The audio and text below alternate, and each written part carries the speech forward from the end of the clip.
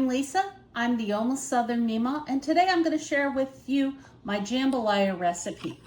Now, the first thing we start with are peppers, green pepper, red pepper, 3 stalks of celery, and a nice big onion. These are called the Holy Trinity in cooking, and they are a necessity. If you don't like one of these, you're not going to like jambalaya. You might as well eat something else. There are plenty of other wonderful foods out there.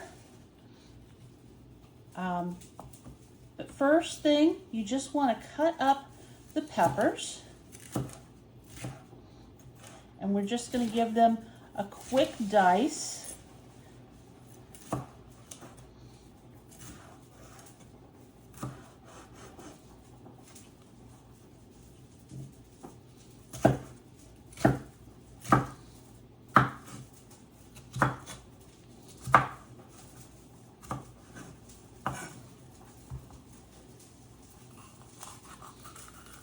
And this is how you core a pepper.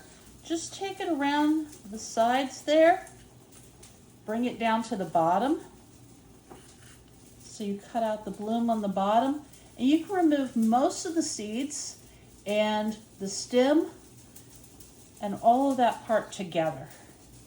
So you have a nice clean pepper. There's going to be a few seeds, don't worry about it, especially with the bell pepper. Bell peppers are sweet, so their seeds don't pack a punch like the seeds of a hot pepper do.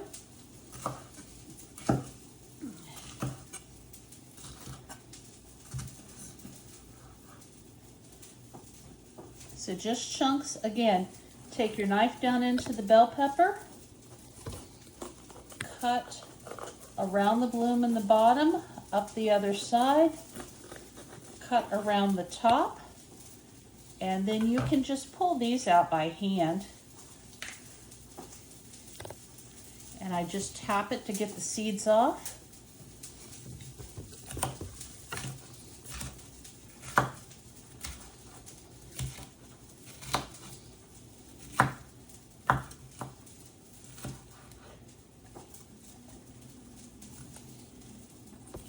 And just keep dicing.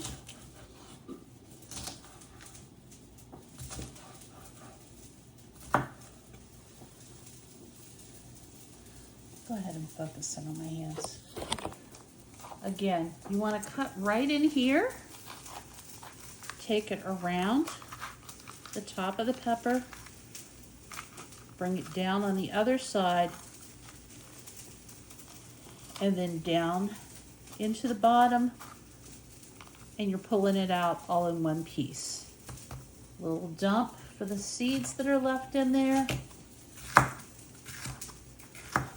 And then we can just proceed to chop it up.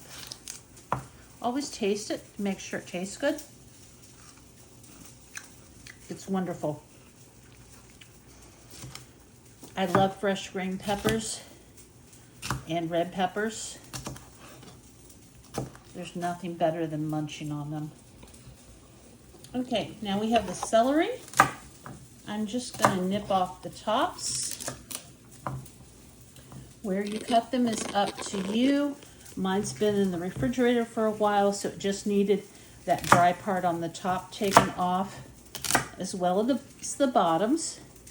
Now you'll find that I don't have very specific measurements in this recipe. That's not the way I was raised, the way I learned to cook. I learned to cook by watching, and sometimes when people ask me to give them a recipe, I'm like, oh yeah, you just need, and I'll list the ingredients because I know how much I put in of each, and I know what I need. But I've never measured it because I learned to cook by sight and taste. So if you want to know if you have enough of this ingredient in it, you look at the color. If you want to know if it's done, you test the color, the texture. You can taste it.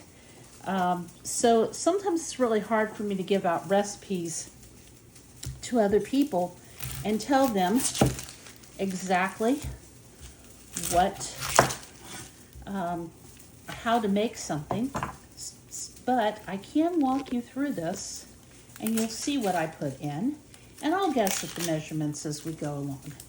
So we have 1 green pepper, 1 red pepper, 3 stalks of celery, 1 large onion. I would use 2 onions if they were small. And that's as close as I get to measurement. Nothing about cups or half cups, anything like that. And again, we're just going to rough chop the onion.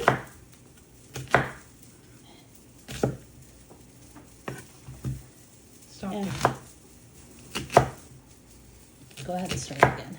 Right. Okay, and so now that we've almost got the onion cut up, just a few more slices here. Always be careful of your fingers on that last cut. With an onion,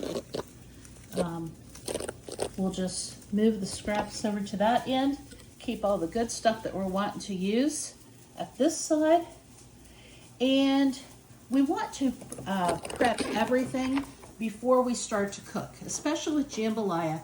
It's something that you want to have all of your ingredients on hand because you're going to throw them into the pot real quick. And I need to stir my green beans over here.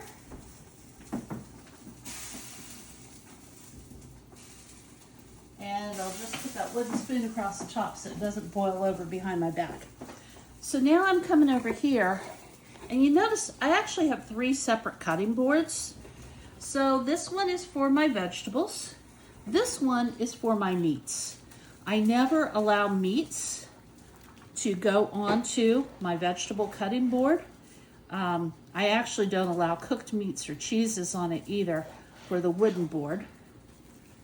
But this one is a melamine board, and this one will keep the germs at the surface and I can wash them off. So that's what I'm going to do with the chicken. I also don't wash my chicken. I feel like rinsing off chicken in the sink is a good way to spread the bacteria, which is usually salmonella on chicken, around in your sink. And you don't really need to do that. It's going to be cooked at a high temperature, and so anything that is on the chicken is going to get cut off or cooked off anyway. So I'm just dicing this into quick little chunks. I've got 3 average sized chicken breasts here. Depending on how many people you're making this for, you may want to go more, you may want to go less. This will yield 8 to 12 servings, depending on whether you're serving something with it and how hungry people are. There's no such thing as a small pot of soup or a small pot of jambalaya, which I suppose is a form of soup, because by the time you get all the ingredients in there, you have a big pot. And that's part of the fun, because I've already planned that tomorrow I'm going to spend all day outside in the garden, and I'm going to come in and we're going to have leftover jambalaya and leftover green beans and leftover corn on the cob and leftover cornbread. We'll probably eat all the fried green tomatoes tonight, so there probably won't be leftovers of that tomorrow. But I won't have to cook tomorrow, and that will save me time on a day when I plan to be outside for a long time. Okay, now my hands are all contaminated, so we're going to take a pause, and I'm going to go wash. Okay, now I'm back. My hands are nice and clean. I won't touch the raw chicken until it's time to cook it. And for now, I'm going to go over here, and this is andouille sausage. And this comes just in this one long big section, and you just need to slice this into rounds. And you notice I'm using yet another cutting board. That's because meat and cheeses do not go on this cutting board, nor do they go on the cutting board with raw meat. This is a cooked meat, by the way. So you could just pick this up and eat it right now cold. I don't think it tastes very good cold, so I won't try that. And we're just going to get this all chunked up, because now that we have everything prepped and I have everything else laid out over there, it's just a matter of combining the ingredients in the skillet and letting them cook. So let's go over to the stove and we'll go through the next step, which is actually starting to cook. Now that we're over here at the stove, I've got my cast iron skillet. You notice it's very deep, and I've got olive oil. I'm just going to pour the olive oil in there, a nice generous amount, and I'm going to turn on the stove, and I'm going to let the oil heat up while I just lean back here and grab from the other counter my chicken. And the oil's not hot yet, but that's okay to go ahead and put the chicken in.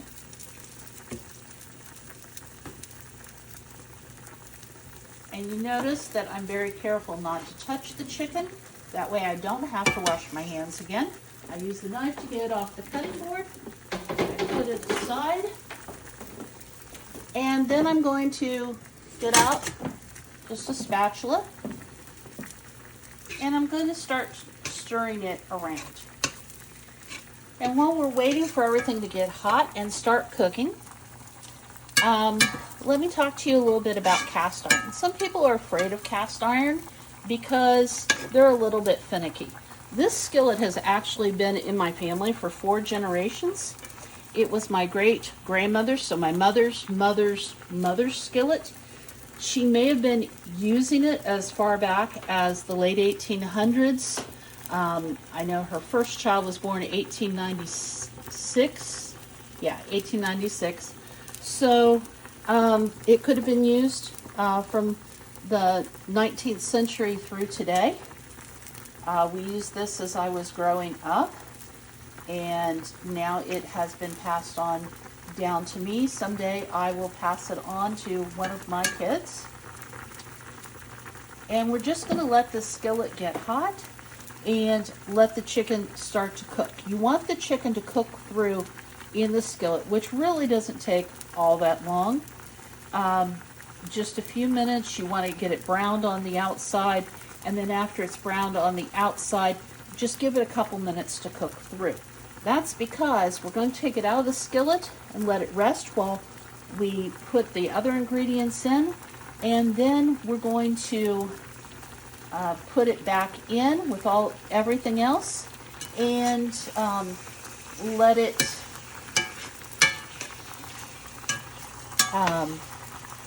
everything simmer. But we're only going to simmer it for about 20 minutes, and that's why we want it pretty much cooked before we take it out. Go ahead and stop that. Okay, so now our chicken has had time to get nice and golden brown and cook all the way through since it's small pieces.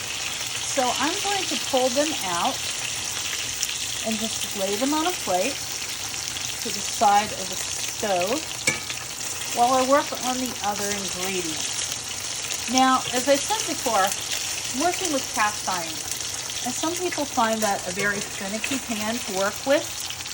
It's great when you have one that has been seasoned for 100 years like I do. I don't have to worry about seasoning it. But you can easily season it with basically frying bacon in it. Every once in a while, I do still fry bacon in it. And then you just kind of wipe everything out and let the bacon grease sit on top of it, and then heat it up later on, and it keeps that nice black color on it.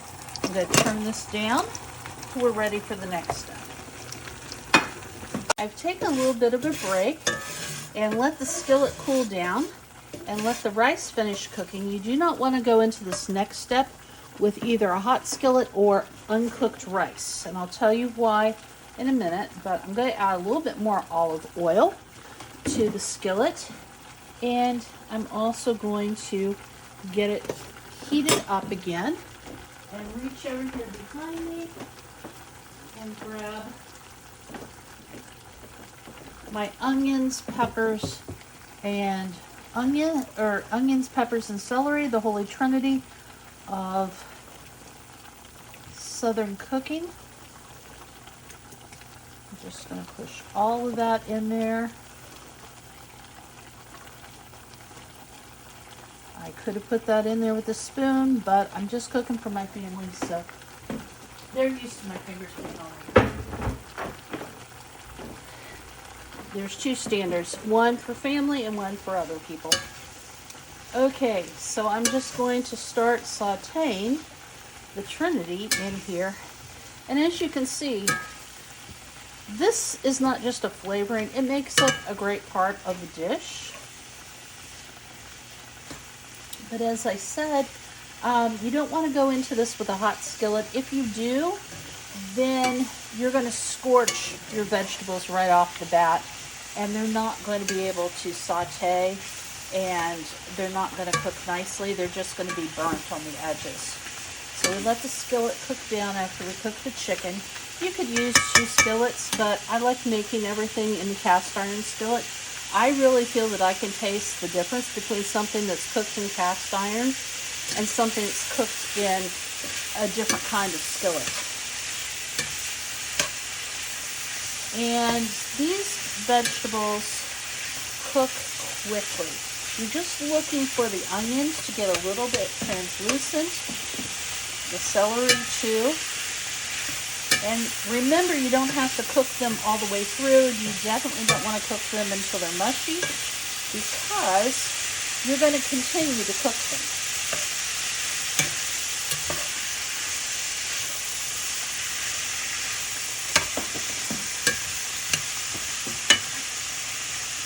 Go ahead and pause. Okay, and now that everything's starting to get translucent, we're going to put in a 14.5-ounce can of diced tomatoes. Yes, you could use tomatoes that are chopped up, fresh, but I usually don't, because 1, I'm usually making this in winter, and 2, I'm usually making this in a hurry. So I'm also going to add a can of water to that. That's just going to give me some extra broth. I'm going to add 1 12-ounce package of cut okra. Just frozen okra. It doesn't need to be thawed. It's been sitting there for a while today, but it doesn't really need to be thawed.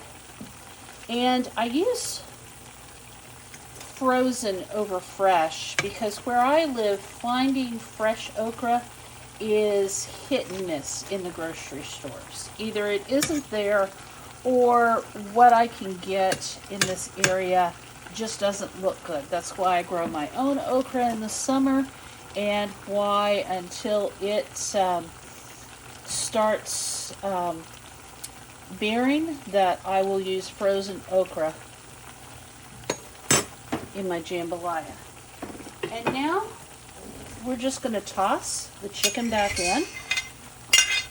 Now I will say that my kids came in and they started picking at everything that I had prepared while I was letting the skillet cool down and the rice. So it's a wonder that I have anything left at this point. I'm going to spoon the rice in. Now, because I did this in a hurry, it's not 100% cooked, but it is cooked enough that it will finish cooking while we are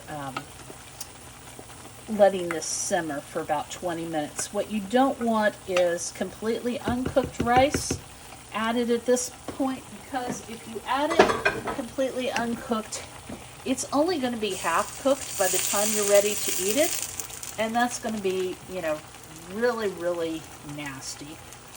Nobody likes half-cooked rice. It does not taste right. So we're going to stir this in, and last but not least, I'm adding in the andouille. Whoops. Cameraman, can you grab that little piece? And We'll just stir this in as well. Okay, all the basic ingredients are in, and now we just need to spice it up. So, this is where all that guessing comes into play, where I do not measure anything. First of all, I'm going to give it a good salting. Okay? And same with pepper. This is just black ground pepper. I usually grind my own, but I don't have any in my pepper mill right now. Now, I want to put in some oregano. So, I'm going to guess and say that I probably use about a teaspoon of oregano. If that looks good. And I will put in a little bit of smoked paprika.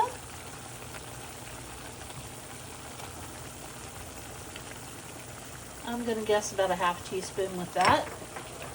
I have all the lids off of these so that it's easier to put them in. Now some ancho chili pepper, I would go with about a quarter teaspoon. And that's going to give it a nice smoky flavor, as will the ground red chipotle. And again, I'm guessing about a quarter teaspoon. And you can use fresh garlic, I often do. Today I'm opting to go with the granulated garlic. I'm going to say a very generous half teaspoon. You judge for yourself if that's what I did. And now we have the red cayenne, and this is the hot stuff. This is what gives it the heat. If I'm cooking for my mother, she doesn't like it hot, so I will put less in when I know she's going to eat it. Tonight she is eating something else, so I am really going to fire it up. Again, with about a half teaspoon. You do the red cayenne to your liking because that's bringing the heat. And now I have filet gumbo, and this is powdered sassafras root.